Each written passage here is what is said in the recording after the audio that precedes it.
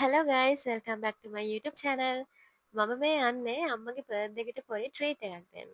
අම්මගේ බර්ත්ඩේ එක දවසේ මට යන්න බැරි වුණා. හොඳටම අසනීප වෙලා හිටියේ.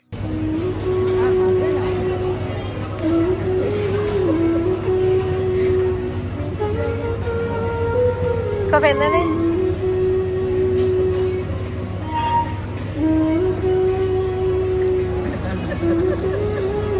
ඒ ෆොටෝ එකට නම් අම්මා ගොඩාක් කැමති වුණා.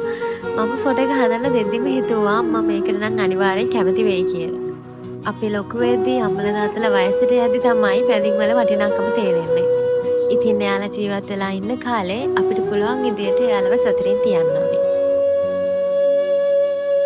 මෙතන මම ආසම තැනක්. අම්මට මෙතන දැකලා මෙතන ෆොටෝ ගන්න ඕනි කිව්වා. ඉතින් එයාලා ෆොටෝ ගන්න වෙලාවේ මම ගියා අම්මට මල් ගන්න.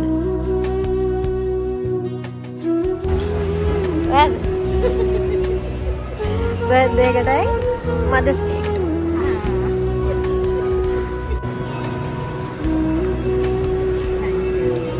මදර්ස් ඩේ මම හිතුවා මොකක් හරි නැත්නම් මං ගාව ස්පාසිල නෝජයක් තිබ්බ නිසා මම ස්පාසිලන එක පැත්තට තාම අම්මත් එක්ක.